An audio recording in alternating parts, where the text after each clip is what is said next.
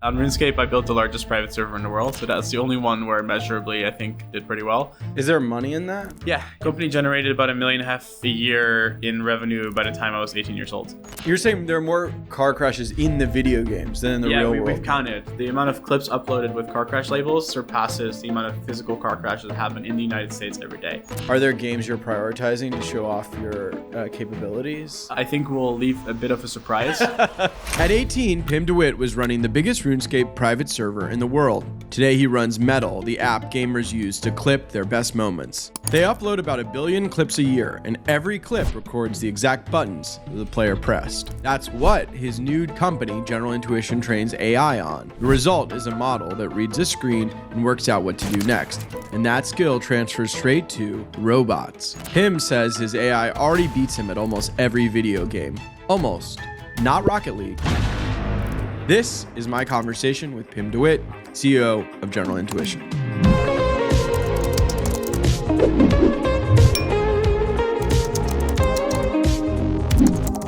Pim de Witte, CEO of General Intuition, thank you so much for joining the Newcomer podcast.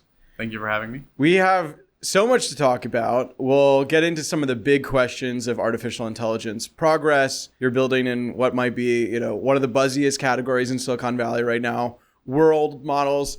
But I thought I'd start off in more fun, lighthearted territory. You were at the top of your field in RuneScape and Rocket League, I believe. And they sort of helped you get into entrepreneurship, right? So yeah, tell us about your RuneScape days, and are they all behind you? Yeah, RuneScape, no, I still play both games occasionally. Actually, so I got so good at Rocket League that I can kind of tell how my mental state is by how I play and whether I should be making important decisions that day. So if I'm on it and sharp, I can see that I'm playing really well. I can essentially measure my level of decision making by if I play like a few games in the morning. I kind of know whether or not it's like a good day to make big decisions. And do you do that? You're like, I have a board meeting today. Let's play some Rocket League and see if I'm on at my best. Admittedly, recently, no. I think in the past year, I probably get 10% of the games in before I started the company. I don't know, RuneScape, I built the largest private server. So in Rocket League, I was I got up to GC1, so definitely not the top of the field, but it's a good place to be. You know what percentage? I don't know. If I guess, so it's double. So I'm guessing top 5% or something like that. I don't know what today's numbers are. On RuneScape, I built the largest private server in the world, so that's the only one where measurably I think did pretty well. Is there money in that? Yeah. Company generated about $1.5 million a year in revenue by the time I was 18 years old. And we owned about 60% of the private server market on RuneScape. Yeah. Is that still running? No, shut it down when the company behind RuneScape got sold, I believe in 2015. It got sold to a Chinese mining company at some point. And like physical mining or crypto mining? Yeah, no, physical mining. Yeah, there was some program at the time where the government was encouraging non-technical companies to go buy overseas technical companies, and I believe they somehow ended up buying the creators of RuneScape. And then, as a result, we had to shut our servers down because they made everything private, or I think they were more strict on private servers than the previous ownership. Did you were you one of these people like harvesting in-game items and selling them too? Yeah, so you could. So in the private server, so I built a private server, which basically means that you host and distribute your own version of the game, both the client and the server, and which is fairly easy to do on RuneScape because it's was a Java-based application, so you could essentially just decompile and deobfuscate the code, and you could modify it, and then you could see exactly the interactions going to the server, and then you could essentially construct a server that acts in the way that the client would expect. And there was a whole community of people that was doing this. It wasn't just me. It was like probably 1,000 people that were all excited about this stuff. I just happened to create one that became very large. Item spawning was one of the things that people made money on. But are you breaking the game? Like, are there people who object to this? For sure. Yeah. It's this was on the edge of allowable behavior. The private server got extremely popular after RuneScape removed the wilderness, which was sort of their primary draw for a lot of the like player versus player oriented people that played the game. And then, I think you also asked a lot of people come with RuneScape origins. And I think the reason for that is because RuneScape was free and World of Warcraft was paid. So all the rich kids played World of Warcraft, and all the poor kids or people that didn't want to pay the money played RuneScape. And they had to in order to get to the top, you had to get the hustle. You couldn't pay for it. And so I think it basically self-selected into the people that actually wanted to, because like RuneScape notoriously did not have pay-to-win mechanics, right? So you couldn't buy your way into stuff. There wasn't like, you could pay for membership, but everything else you had to grind. And so it was both free, so it self-selected into the people that actually just wanted to work hard. And then it actually was a very, very great simulation of economies. Like I learned English there. Like I have some of my colleagues that I played with still remember when I didn't speak a word of English. So it teaches you in a very sort of general way how systems work. So your language started out in the most internet forum way possible. Yeah.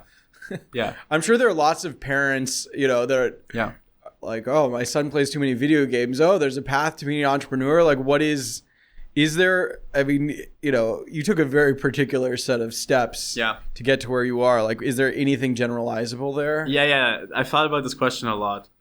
Yes, I think as long as the games that you're playing don't have the same repetitive loop every game, but there is a lot of variations. Like in RuneScape, every time you play it, there was new economies, new people. You kind of created the game yourself, right? Because you got into the game, then you decided what you wanted to do that day, whether you wanted to go mining or questing, or whether you wanted to go training, or whether you wanted to go develop like a long-term skill, which would help you, like agility, which would help you advance on like moving down the map faster later. So there was a lot of sort of long-term planning and discipline involved, because like nobody wanted to click the buttons for agility, but like they would get you much further later down the road. So it actually taught in a very general way some of these more long-term discipline things. Like delayed gratification. Yeah. And so I think all of these, so I think the answer is it really depends on which game. Like if my, and also I think the community that they do it in, like within games, there's always different meta games, right? So like for instance, even in Rocket League, you can build maps. And if you're building maps, it's probably really good for you. All right. So top 3 games that are positive hiring signals.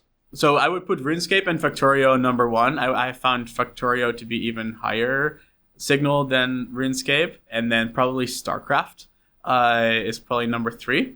And then, unfortunately for me, Rocket League is at the lowest end of the spectrum. Yeah, I was going to ask the bottom. Why?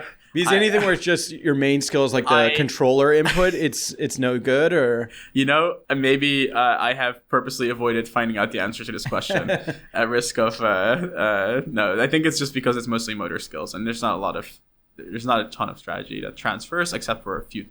I imagine like Candy Crush has got to be pretty bad. Anything where you're rewarded for just sort of checking out. Yeah, my guess is it's something downstream from action space, the amount of actions per minute you're expected to input into the system, the variance in the frames in the game, the number of states. So like RuneScape has like an infinite amount of states because you could set goals, those have sub goals, and then there's like economy, like then you need to go assemble like the amount of coins to get there. There's like there's over like 20,000 items. Like so the amount of ways that the system can interact in RuneScape is so high, whereas in Rocket League every single map is kind of the same, and so it's just a very, I play Rocket League to relax, if that makes sense, but I play like RuneScape if I'll go like PKing into the wilderness, I want to be in it, right?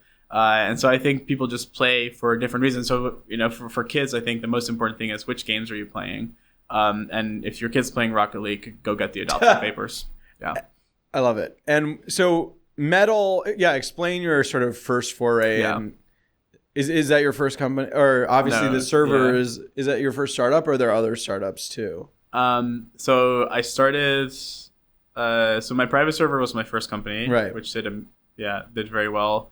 I joined Doctors Without Borders after that. What is it, sir? MSF, the medical charity. I joined during Ebola. The reason was I love doing hackathons. So I would go compete in hackathons and build products. And I placed second in one for MSF. When Ebola happened, it just happens to be the case that private server backend orchestration with like local networking on different servers all around the world was very, very similar to setting up like Android and Java based medical record infrastructure for Ebola treatment, which was a very strange overlap. and I had built an Android client for my private server. So it was like a pretty good fit for me to. And my private server was shutting down at this point. I kind of knew that, and so I joined Doctors Without Borders. Spent 3 years there.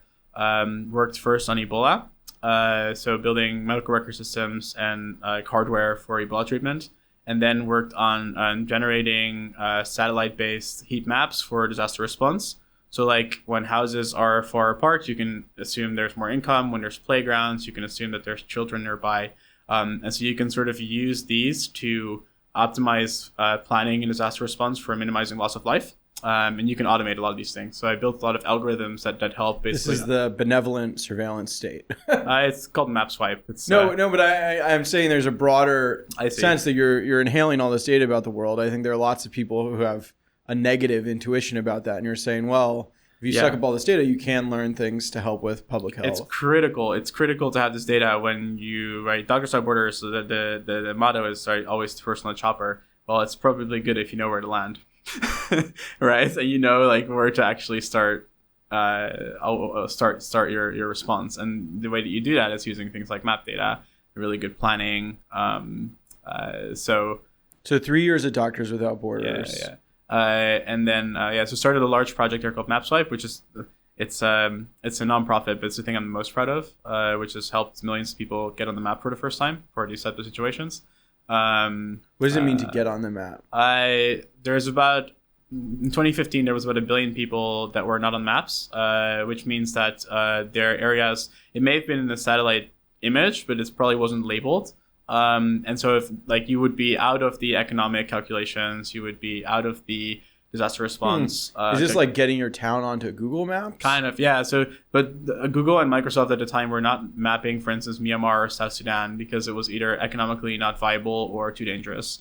And so that's also where a lot of these things sort of tend to happen. And so there's this huge overlap where when you're not on the map, it's kind of like partially you don't exist for purposes of information systems. And so getting people on the map is really important, and getting like good labeled data on towns and geometries of houses, and all this went into OpenStreetMap, so it's all open source.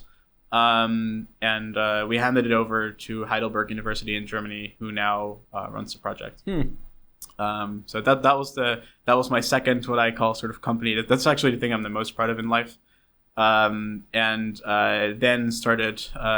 I got very frustrated with the amount of time I had to spend convincing people about the things I wanted to build, and the budgets. You know, like MapSwipe was on a the whole budget for the entire thing was $50,000, and that was including 4 people's salaries, so 6 months. This is the challenge with nonprofits. Yeah, and by the way, this is what I love about Doctors Without Borders. Like I still donate there to this day because they actually care about this stuff. But at the same time, when you're trying to do engineering work there, and you meet the best people. It's hard. Like you just end up doing everything yourself, which is useful, but it's difficult. And I applaud the people currently doing it. I know there's a few really good ones. Then I decided essentially if I want to do this type of work long term, I need to start a company. This is like a vehicle for it. And then so started first a mobile game studio because we were good at building games, and mobile gaming at the time was like a very good market to be in. We failed at getting product market fit in our game. We pivoted over to Metal, which became. What was the game type? It was a brawler. So you basically played 2 versus 2. Map was shrinking, kind of like Brawl Stars currently. And what do you think you got wrong? The amount of variance, actually. So, for instance, we would land people on a very similar set of maps, but then, like Battle Royale, for example, the looting aspect and the strategizing around how much the environment is changing as you play actually makes it fun. The same thing, for example, in Brawl Stars, in Clash Royale, when you know how you have a deck, but you're dealt your deck in different variations, which introduces the type of like gameplay variance that you need in order to react to things in real time. So even though you might be really good at the tactical moves, you still have to really think deeply about your sequencing, and because the game introduces a lot of random. And it creates this urge to keep playing because you're like, someday I'm going to get the perfect alignment. I think it just doesn't get stale that way. And I think the thing that we didn't get right is we got the gameplay mechanics correct, but the gameplay loop and variation within the sessions I think was too low. And then the other thing that we couldn't do was we didn't have the money to scale player liquidity to the point where the players themselves would provide that variation. And so we pivoted over to Metal, which became the largest video game recorder in the world. People use it to clip themselves playing tens of thousands of different video games. People upload roughly 1 billion videos a year. And it's now one of the largest platforms in video games. And so we're fast forwarding to the present day. I mean, we needed to know in particular about Metal because General Intuition is built on those recordings. Is that right? Yeah, partially. So we use similarly to how LLMs use sort of internet scale text data to bootstrap their tokens. We use the recorder actions. So LLMs are trained by, given a sequence of text, predict the next text token. And our models are trained by, given a sequence of frames, predict the next action token. It's very similar. And so what we do is when people are playing with Metal, there's lots of features for gamers that enable this too, like, for instance, controller overlays and things like that. So we capture, for instance, the controller movements, the DXDY, stipe, or the buttons that you press. And like as they're received to the computer, basically. Or it's like you press this button, I got it at this time, this action happened. And the relationship between them. Yeah, exactly. And so now you have a data set for understanding how you reason in space and time. And if you do that across enough environments, it turns out it transfers incredibly well to problems like robotics. But even think about how much interface use is present in things like Factorio. So it even transfers to things like computer use. And so we found that sort of pre-training on this incredibly diverse gaming data set actually gaming in a way sort of perfectly marries the spatial temporal dynamics of the real world, but also the information density of the internet in a way that the internet text pre-training doesn't do. So it's this we look at it as just the next phase of pre-training where we can actually transfer out to both digital use cases and physical use cases using the same foundation models. So I want to engage with that head on. Is that true that video games will sort of get you to the real world? I think, we have in self-driving cars, there was that, training in like Grand Theft Auto is sort of like simulation, but then self-driving cars clearly have had to do a ton of real world stuff. I mean, the thing I most get about what you're trying to do is that by understanding controller inputs, we can use a controller for robots. That is pretty one-to-one. And so getting really good at the types of inputs really constrains, which is a far too open-ended problem. So we can talk about that more, but like putting aside the actual like controller piece and sticking to like the modeling of the world, to what extent do you think modeling out video game worlds is really going to translate to the real world when they are pretty different? So we've gotten there. We have physical robots currently functioning on our foundation models, and they work incredibly well. There's drawbacks to both real world data collection and games data collection. The end of the day, you just need both. Our bet is not that we are going to solve all of robotics on video games data. It's just that, like, the same way that LLMs are currently hill climbing scientific problems, you just need a lot less data of the new type in order to generalize to the next task. So we have models that are pre-trained on mostly video game data that transfer over to novel robotics tasks in minutes worth of fine-tuning data. And so I'll give you some of the benefits and I'll give you some of the drawbacks. The benefits is, for example, there's so much variation in different lighting conditions or unexpected events unfolding in video games. Like we have as many car crashes in video games every day that actually happen in the United States, for example. It's like a random fact. We also have You're saying there are more car crashes in the video games than in the real world? We've counted. The amount of clips uploaded with car crash labels surpasses the amount of physical car crashes that happen in the United States every day on Metal. And so we also have more people at any given time controlling with steering wheels than Waymo has cars on the road. So for pre-training, this is all really important. You still need to fine-tune into specific behaviors, but for pre-training, this is very, very helpful to have that level of skill. And then, for instance, in the real world, it's really, really hard to collect data under tons of different lighting conditions, where if you transfer it over to a new environment, that the model doesn't get mixed up by just pixels looking very, very different from the way it was before. And so games, for instance, because of the amount of variance and expressivity, Like, I would argue, for example, if I were to explain to you the concept of a bridge, and I would show you every single bridge in New York City, versus I would show you every single way that somebody has laid out a bridge in different type of video games. The video games, you would actually have a deeper understanding of the essentials of a bridge than if you actually looked at a bridge in New York City, because conceptually you've seen every single way that somebody has tried to express that, which is more likely to then when you encounter a new bridge that you recognize. Aren't there video games that try to cheat the physics where it's like it doesn't actually add up if you really like looked at it from every angle and did the math? This is why fine tuning is important. Like you still need that piece. And do you score video games that are more sort of realistic in their physics? Do they get more weight than ones that aren't? The beauty of our approach is that you have to. Every single game teaches the model a different thing. There isn't. Some are useful for the realism. Some teach very good spatial reasoning. Some teach really good interface use. So there isn't like a one. The model recipe and how much of what you use is kind of and also like where you use non-game data, right? For example, is kind of what we do every day. In terms of cheating physics, like maybe I'll try to explain it this way. When you learn something for a job, or even as a kid, you tend to you tend to play out scenarios, even though it's not going to be the real scenario. And then when you actually then encounter that scenario for real, you're more prepared, you understand it better. I think it's the same. So you essentially have a reference frame in the models, and therefore the fine tuning just happens a lot faster than before. And a lot of times, especially when you're in pixel space, you're like, I've seen this before. It's easy to learn it. Yeah, in this new context. Exactly. And so you need to get a few things right. Like, for example, right, in different countries, you drive on different parts of the road.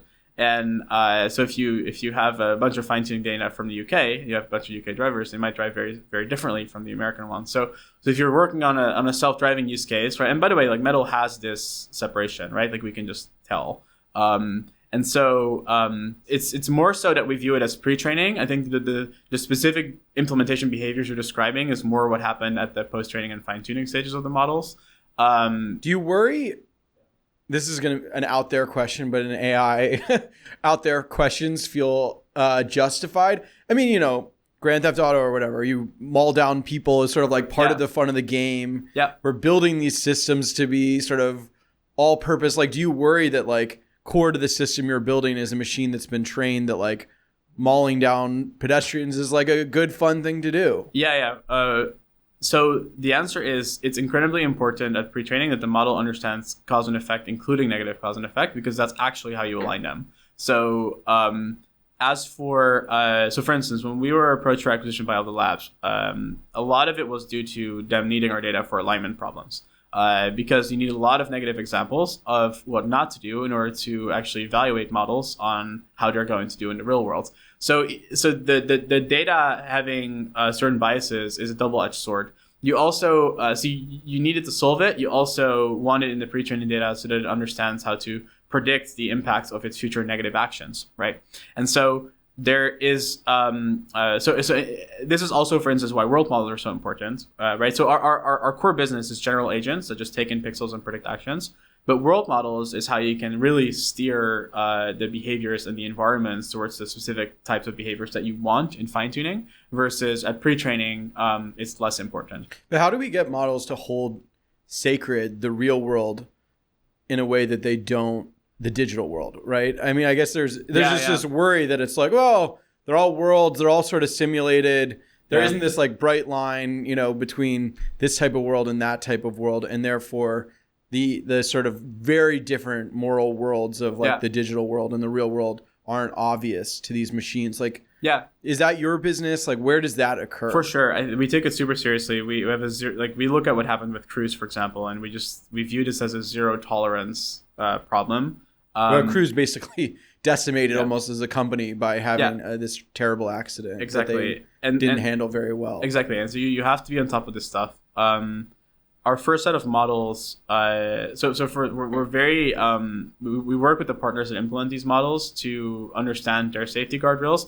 And in a lot of cases, what you do is you use our models to predict actions, but then you pair it with like the more deterministic or sensor-based systems like LiDAR to add like rule-based systems on top of that might invalidate some of those actions if they do come too close or if they might put something at harm. And then we also have lots of evaluations and benchmarks to understand exactly how our models might perform in these types of behaviors. And again, how do you do this? You actually put the model in a situation where something violent happens, and you just check whether the model predicts the same actions as the human, right? And if it does, that's a bad outcome, right? So the data having or including negative events is actually critical to solve. I actually anticipate that we'll open up this data to a lot more labs because it's just the right thing to do. Specifically around things like negative events. Yeah. There's so many things your technology can do, and I want to get into the robotics of it. Yeah. But are you going to create, like, I don't know, the best Halo player or whatever, or like to build, like, how much are you creating like AI is capable of just crushing every human being at RuneScape? Yeah. They're actually the same problem. It's both just a general agent in pixel space. Right? It's both a general agent in pixel space that you can steer using game controllers and keyboard and mouse. It's the same. So you're building it? Yeah, we're building general agents that can reason over environments that require deep spatial and temporal reasoning, which is mostly pixel space. Are there games you're prioritizing to show off your capabilities? I think we'll leave a bit of a surprise for... but I think for us, because obviously Dota was key to some of the labs early on. Yeah, we have currently a general agent that can play many games at the highest level, using the same model that can also steer robots. Because again, it's the same problem. It's pixels. Do you play against it a lot? Yeah, personally. Yeah, it's better than me at most games. Not yet at Rocket League. Yeah. Really? Yeah. Input type games. Is it really interesting to compare? I would think it would dominate Rocket League because it can input instantaneously and perfectly. Like, how are you better at it on Rocket League? That one surprises me. I'm not sure. Yeah. It's unknown. You're just so good, you know. No. Yeah. It's really interesting. Similarly to how on early LLMs, you saw that was really good at some things and really bad at others because of how you've either modeled the architecture or the recipes. It's the same thing. Do you have a name for your system, or what do you refer to it as? Yeah, we're not yet announcing it. But we did announce our world model class 2 weeks ago. Okay. Mira. But the agent is not. The agent we're not announcing yet. But you work in sort of private partnerships with people, or that's not even customer facing? Yeah, we already have customers that are using this in video games. We purposely don't want to enable the API for gaming because we don't want people to use it as a bot because it breaks certain game mechanics. So, for example, working with some of the games companies to actually ready their security systems to be able to detect these types of activities. Right, I'm a gamer. Gaming is kind of the last weird place on the internet where lots of magic happens, and so we want to keep it sacred. So when I get headshotted too well, I'm not going to be able to blame you for. Yeah, no, we're taking the approach where we lift the games industry. We don't want to I think like what happened on the internet where you're actually kind of not sure if you're talking to an AI or a human. It's not great. And I think in games, if you see what's happening. It's very possible the same thing happens. And so I think you have to work with the game developers. You have to work on disclosures. I think there's all these types of things that Substack in my world just rolled out all these features to be able to say this is human writing. I think everybody in tech world is experiencing X, Twitter, where it's like, oh my God, way too much slop emerging. Yeah. How do you, in the video game world, like, you think there'll be some like design that's like this is AI versus not? Yeah, I think in the video game world, people just want to know that they're playing against bots. It's a very normal thing to play against bots, right? But I think generally speaking, what people don't want is they don't want the game integrity to get ruined by the fact that somebody is using a bot. Whether it's economically, right, whether it's from a skill perspective, because people want to enjoy the game and they want to play against people. But at the same time, there's lots of use cases for bots because it makes you better. If there's not enough player liquidity in a game when you're starting a game and you need to teach people, if you need to model other agents in the environment, there's also like the models are now so good that you actually enjoy interacting with them because they act human-like. And non-player characters going to become pretty amazing soon in video games? For sure.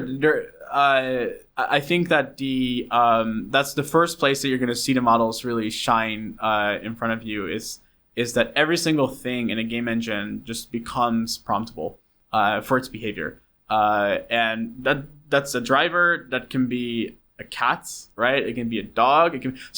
I think what's going to happen is you just get a lot more realism in the behaviors of everything, because you no longer need to do like deterministic behavior tree programming for specific NPCs, and so you just things feel more interactive.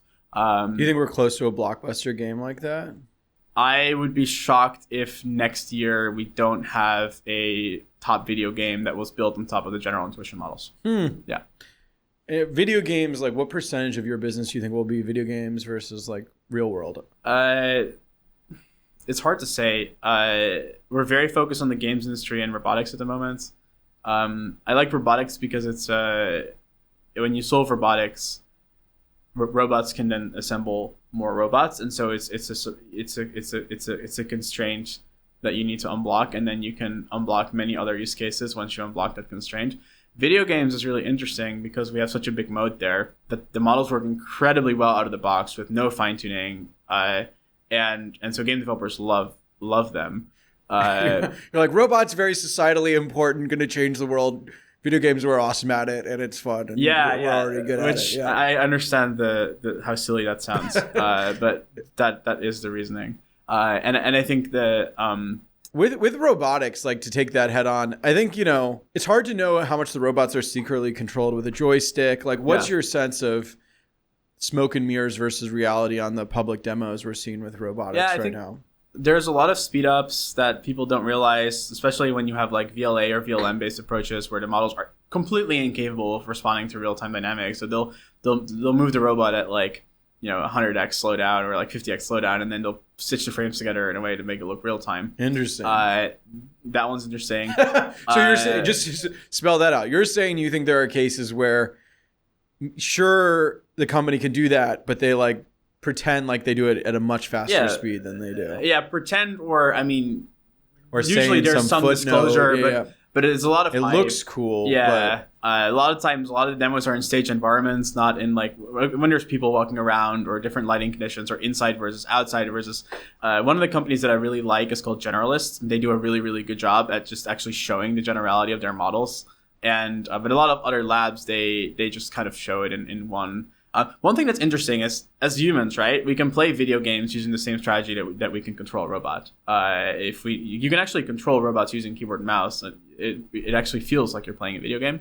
So a sufficiently good model, in my opinion, should be able, if it's a good general agent, it should be able to generalize to video games and robotics at the same time, which is, I think, one of the reasons why people are going to choose our models. Every robotics company starts in simulation anyways.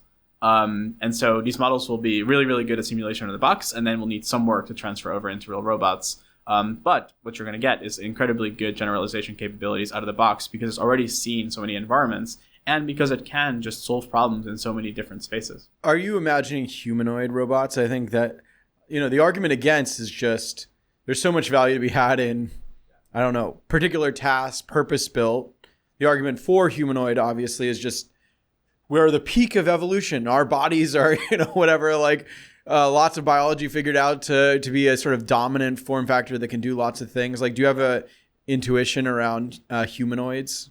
I've worked with a lot of the policies running on humanoids, and just the complexity of training them compared to things that you can fully steer using a game controller like a Franca or like a robotic arm is just so much harder. Everything is so much harder. Your team purpose-built, not general humanoid, you're saying? The humanoids do ship with game controllers, and so you can actually use them to steer high-level planning in the humanoid, but not the fine manipulation. You're saying the more you can do sort of the core task of whatever the robot is with a controller, the better it will be. And therefore, trying to narrow the scope of what it's supposed to do is better. Our bet is that intelligence is a bottleneck, and these models will hit the industry this year, which means that I think that the supply chains actually converge on gaming inputs instead of humanoids. This is my bet.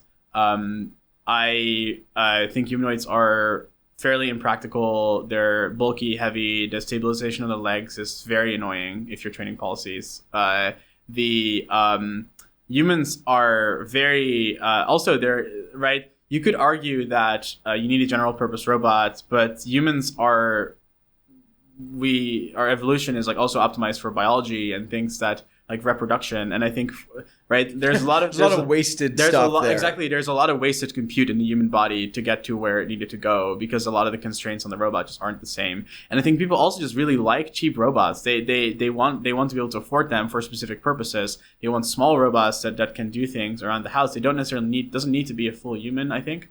I'm a big fan of the wheeled robots with cameras and just two arms.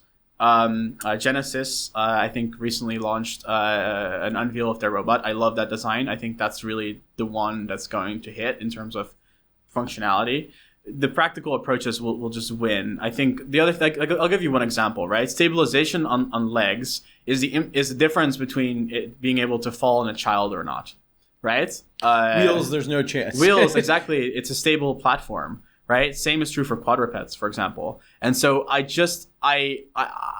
think humanoids are further out in the home than people think, but closer in the factory than people think. That's sort of my. Because a factory you can do a non-human factory. Yeah, and you can train people for the safety constraints. And so I think there's a market for humanoids. Don't get me wrong. I just don't think the home is sort of the ideal first one.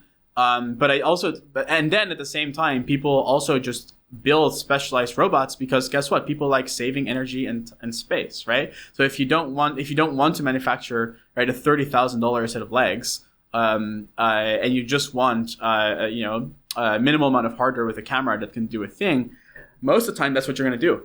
Shifting gears, a lot of your fellow gamers seem to hate AI, or I think the gaming industry in particular is very wary of AI to the extent you're seeing what the Microsoft CEO, she works for Microsoft as AI pilled a company as you can get, sort of saying, okay, we're going to be very cautious about how much Xbox uses AI. What is your read of like why gamers have this sort of like negative reaction to what's going on in AI? I think the reaction is actually somewhat correct and warranted. AI hasn't really done anything for gamers other than in their professional life, right? If you think about it.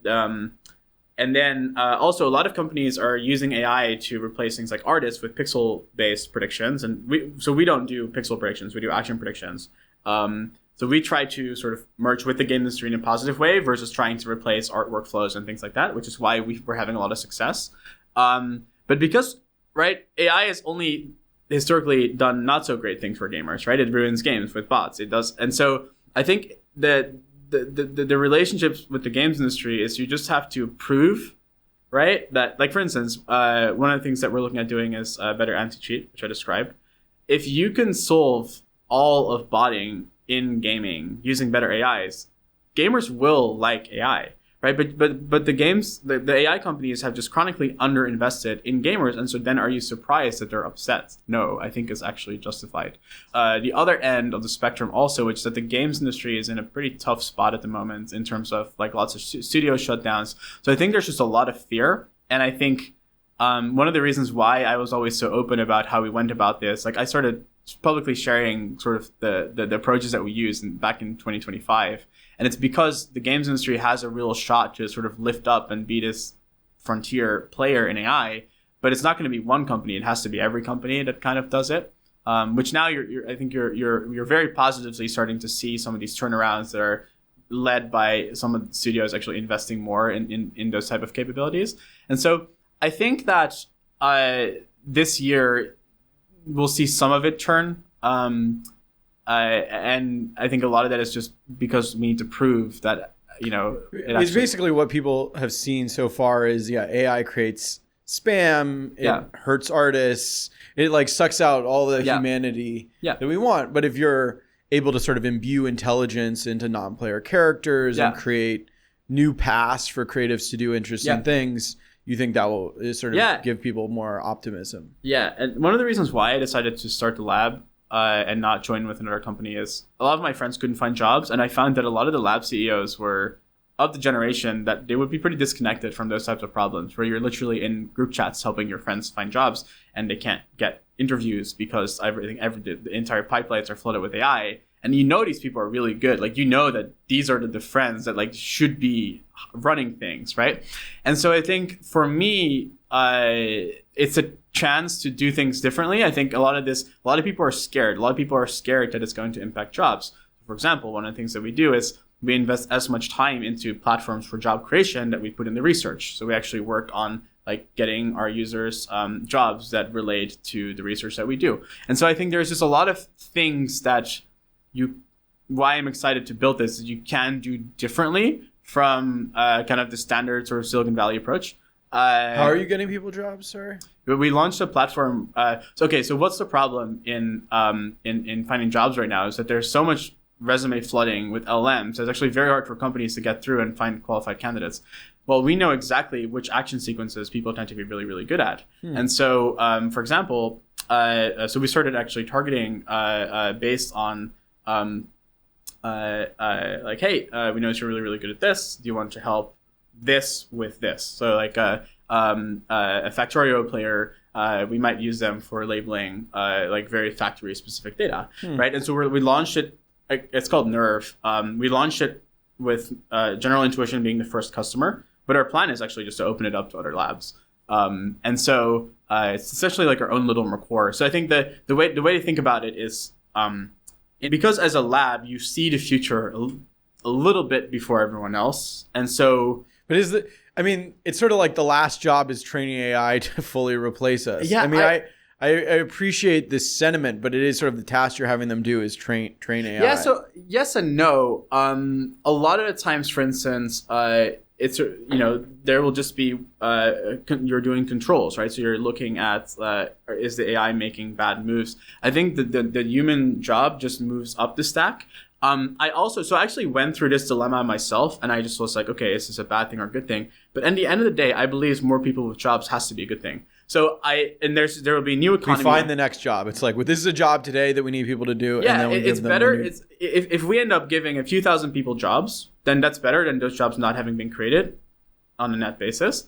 And so I think the correct answer is that nobody has the answers, but we have some of the insights that we can transfer into the systems that we like, the jobs that then are going to power those new types of economies, right? And so I think my answer is that you as long as we as a lab put equal effort into both, that is a sort of a thing that you can do differently. And I think for us also the Metal user base, right, the platform, they are the young people. They are the ones that are going to be the most affected by this type of technology. So specifically for those, I think it's really, really important that you find a way to just connect. For a teenager, right? If I let's say I'm an 18-year-old and I can make a few $100 a month, that's actually a lot of extra life. Say I'm this like 18-year-old, besides like working on your platform and making some money, like, I don't know, I'm smart but somewhat AI skeptical. Like, what do you think they should be doing right now? Like, they should just be sitting there on Claude. Like what is a practical thing to prepare for the world that's coming as you see it? It's actually getting really good at both the fundamental sciences and the capabilities of these models. I think that the beauty is the true skill is found somewhere in the middle. So like, my recommendation would be mathematics, physics, as sort of a foundation, because those are very, very good at abstract problem solving and validation in spaces where your job is actually to find out often how to ask the question, and then which is often harder than sort of finding an actual solution. So the fundamental sciences, I think, become really important because it's a way to check sort of the output of systems. And that is sort of the sort of antidote to what you need to the LLM hallucinations, and that they just tell you what you want to hear. Just learn to think in the most rigorous way. Yeah, exactly. Possible. I think that's kind of, that's where I would go. Then I think coding and systems are still really important. I think these are just going to be like basic literacy, because everything the same way that like coding is so important to understand how the world around you works, and increasingly so, that just having a basic understanding, I think, is still super important. So I think software engineering and AI, I think, are still going to be really important fields. But I think the fundamental sciences are going to be increasingly important. In terms of where everything is trending, I think the next frontier is probably biology. And in terms of like massive value creation. In terms of massive value creation. And that's the most cynical Silicon Valley way to put it. In terms of improving lives of humans and creating a lot of like things that are going to transfer. About jobs. Right. I think where is most... I'm not saying you were cynical. I'm saying I was value creation rather than, we're going to invent all this amazing stuff that could help people live longer, healthier lives, and therefore there will be jobs in it. Exactly. And I'll give you one example. I think one way to look at it is there's there's kind of three stages to AI. There's bits to bits, bits to atoms, and then atoms to atoms. So this is a quote from Andre Karpathy. Bits to atoms and atoms to atoms is fundamentally, like, I think, measurement constrained. And biology, like, I think also this is potentially why Midjourney launched the ultrasound-based device that they did, is because you just need really good data for a lot of these problems, and data doesn't exist, which means AI is not that helpful, except if you can sort of constrain a problem down to text space for a very specific a problem set, right? So mathematics obviously matters tremendously to things like physics and biology, but at the end of the day, if you don't have the data, it's very, very hard to push the frontier in those areas. And so I think biology is one of them. I also think there's a very good chance that a lot of the things that we will be doing as our future jobs is just building really, really good measurement devices. I think a lot of scientific problems are actually just fundamentally measurement constrained. It's very, very hard to validate. Do you think we'll start to see games built as research vehicles? It's like, it would be really convenient if this happened. It was a lab, so we could somehow subsidize, convince people it would be fun to spend their time in something useful for us to learn. For sure, there's a research program called Eterna out of Stanford. I don't know if it's still active, but they essentially abstractly represent the rules behind RNA in logic-based puzzles, and then they have and also spatial puzzles. So they sort of rely on human pattern recognition to correctly predict structures. And then there are certain players that don't know anything about RNA that just based on their learned intuition are able to correctly predict structures that correctly synthesize in the lab.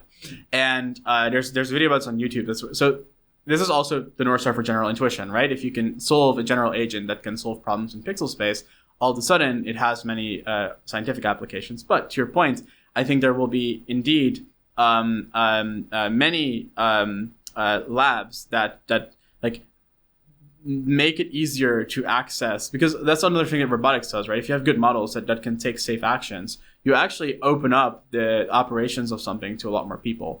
And so, so measurements, like think about how many things that we haven't measured yet. It's impossible to know, but that's going to be sort of the limit of science, right? Because science needs something to validate against. We need to bring more fields into verifiable domain. And so so on the jobs question, biology and measurement devices, I think, are the two where I would feel very confident starting a career in. And in terms of education, fundamental sciences, math, physics, and coding and AI is so important. What do you say to people who think this is just a bubble that's going to blow up? I mean, I witnessed self-driving cars. Today, I mean, we watch Waymos. It feels like, okay, we're getting pretty close. If you've been to San Francisco and spent time in them, you feel like, all right, we're here. But, back in 2016, there were a lot of smart people, a lot of like AI researchers are like, any day now, we're almost there. And then they just seem to misunderstand. Either they had the incentive to raise lots of capital and say like, oh, this is almost here, when they knew it wasn't, or more charitably, it's just really easy to underestimate how much the last 5% is hard to solve and matters a lot to success. Like, what do you think is the risk that it seems like we're close, but then near enough just isn't enough? What I bring this back to is when people get a really good model, the first thing that model does is clarify, for instance, what other questions you should be asking. And then it spawns sub-agents, right? The better the model, the more sub-agents it can support. And so there is this effect where intelligence just demands intelligence. And it's this loop where essentially consuming tokens, if the tokens are high quality, actually make you then use more AI because you can solve more problems. And so I see this pattern just come back all the time. And then it's not just humans consuming the tokens, right? It's agents that you have prompted choosing to consume tokens. And even in that part of the curve, we're still super early, right? Think about how much more tokens you consume after Claude Code than before Claude Code, where you had to manually prompt everything. So I just see no reason to think that the demand for intelligence is not uncapped at the moment. However, with that said, economically, I think it's a question of where is it infrastructure, right? Is it in the US? Is it in China? Is it, and like, where are the margins, right? And to translate what you're saying every new model that comes out, businesses and people want to spend more and more money on it. It's like, oh, there's more to be had. Yeah. So the demand goes up, even though it's more expensive to deliver. But you're saying we're just going to hit the capacity of our ability to keep sort of improving these models. What is a company? A company is a function to convert, depending on, I'll just say the simplest example, right? Capital into more capital more efficiently given energy and time, right? And so if you can do that, if you can do that more effectively by spending tokens, then yes, of course you're going to do that. And so I see no reason why any of that is looking to stop. But I do see, I am concerned, for instance, about the margins on top of like infrastructure and model providers, and I think it's there is a chance that if the West doesn't win kind of the frontier of models and usage, and we don't stay sort of really far ahead, that our lunch gets eaten by companies that can provide the intelligence at much lower margins because they have better energy grids or can sustain more demand. Well, Kimmy, this week, Kimmy is like a wake-up call that we're not as far ahead as we thought we were. Does that affect you, or? Open source model development generally is really good for us because we can leverage a lot of the capabilities of open source frontier models to advance our own systems. And because nobody has our data set, it's a net win. However, I think that it's not great for, especially the distillation and all these things that happen, it's not great for the industry overall because it does probably mean that a lot of enterprises start using Chinese models, and right, the risks are currently unknown. Right? I would say like there are some people that say there are risks, there are some people that say there aren't risks. I've read papers in both directions. Right, there's concepts of like specific tokens that are very hard to find that can trigger sequences. There's also but there's also, you're saying that specifically like you use some foreign country's model and they hide some malicious. Yeah, like look at how good these things are at cyber attacks, right? Like the supply chain risk I think is quite real, where you cannot possibly know given every input what output the model is going to give. And there's papers where very, very subtle kind of token sequences can trigger very aggressive responses in, for instance, the domain of cyber. And then there's also the economic sides of it. If a model has economic biases towards recommending cars that are not made in the US or not made in Europe, and people are relying on these models for their recommendations, and economically a lot of people are going to buy products from other countries that could be bought domestically.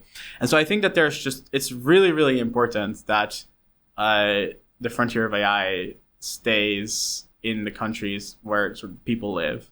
And then secondly, I think it's really important to just deeply invest in the infrastructure build out and the energy build out, because otherwise, right, the margins will get eaten eventually. This surfaces the area of like distillation, right? Like there's this debate of whether, it's okay for models to sort of like extract all the, learn basically how to build a great model by studying somebody else's. It seems right now, like that's allowed. Like you're basically allowed to use other people's products, see how they work, and then build your own products, right? I mean, do you disagree with that? I mean, maybe we need to change the law. Yeah, I think there's two sides to this coin. One, LMs are trained on large-scale internet data, so it's... That's what I was going to get at. It's like an industry that took stuff from everybody else, and then it's going to whine and say, you're taking stuff from us? Yeah, I actually subscribe to this as well. From an intellectual property perspective, I think the law has been pretty clear that they are net new works, and therefore legally, I think it doesn't transfer quite like that. But I think, emotionally, it does. What do you say to like your metal customers who say, "Oh, I had no idea that all this footage was going to be used for this for you to get rich in this totally different domain. We generally, I think that's why it's so important that you get the economic benefits right. Like one of the things that I want to do is just find ways to also if your data is into models as a metal user, right? Like I think you can construct really, really interesting loops, for example, where you actually make game development more about creating environments that extract more intelligence. So I think it's really important to think both from a jobs perspective, but also a user participation perspective, that there is actually just ways where you can make sure that people can participate versus be at odds economically. So I think all these things matter. I think, right, like a lot of the reasons why LLMs, where people are so upset at the LLM companies is because, they did just scrape all the books and all the works. And so, and then you can ask the model to write a new book and compete with you, right? We're in a little bit different regime because we predict actions and not pixels. So we're a bit sort of not the same kind of problem space, but I think broadly in terms of distillation, the answer is that models can be distilled. It's almost impossible to prevent that from happening. As models get more efficient, they need less data to sort of be distilled, right? And so, and it's also, I think it's also crazy to assume that it was just distillation, right? Like they clearly knew what they were doing. Exactly. Clearly, this is a great team. Clearly, right? Like clearly there was some distillation going on, but perhaps they just are really good at figuring out which models are good at predicting which types of tokens, and they use the different models, they describe different models for different purposes, right? You don't know. I think you just have to prepare that distillation will happen. It happens all the time. And I think so what it comes down to is just what do you put in the models? Like everyone, just like what do you put in the models, right? And how do you train them and how do you evaluate them and put in the models to stop distillation, you mean? Or you no, just have to run faster. I'm talking about like the biological tokens and things like that, where like you just have to be very cautious about what goes in. Oh, you're saying as long as they're like benevolent, not doing anything bad. Then, cyber capabilities, right. All these things that are now clearly showing to be very dangerous, right? Like I'll give you one example. You saw the OpenAI, the recent event with Hugging Face. We had an instance where one of our interns, I tasked said intern with reverse engineering an APK. And I told them sort of how to do it, and it was a completely legitimate use case. We were just waiting on an SDK from a company. They hadn't sent it yet. They said they were going to send it. They were backed up. So we looked at how the system of the SDK worked through the APK. Said intern, so I tasked him with this at night. I was at the office at like 9. I went to play some soccer. I come back the next morning. Intern's like, hey, I'm really, really happy this worked. So I was like, okay, how did you do it? And he shows me the Claude trace, and Claude had found an S3 key. And Amazon S3 key and had actually pulled. That's like Amazon. Like he found like a secret. He found file, a secret bucket access key that then essentially the model infiltrated to then pull down documentation to reverse engineer. Oh my god! Which the intern didn't even realize was. The intern did not realize this had happened, and so you then have to call the company and say, "Oh." Yeah, I wrote a disclosure report. Turns out that the model found a very real vulnerability. But my point is that there is a lot of like the biggest risk to companies is probably your own employees vibe coding stuff, not realizing they're hacking things, right? And so, like this was, no harm done here, right? They pulled down documentation, but like legally speaking, you accessed information that you were probably not supposed to access, right? And so, so I think there's just, we have to start working together. It's a new world. It's a new world. Pim de Witte. We could talk all day. This has been fascinating. Thank you so much. Excited for your agent. Someday, maybe we'll get to play against it. Thanks so much. Great to see you. Likewise. Thank you, Eric. That's our show. I'm Eric Newcomer. Thanks so much for listening to the Newcomer Podcast. Go check us out on Substack at newcomer.co. Please like, comment, subscribe here, and give us a review on your favorite podcast app. Thanks so much.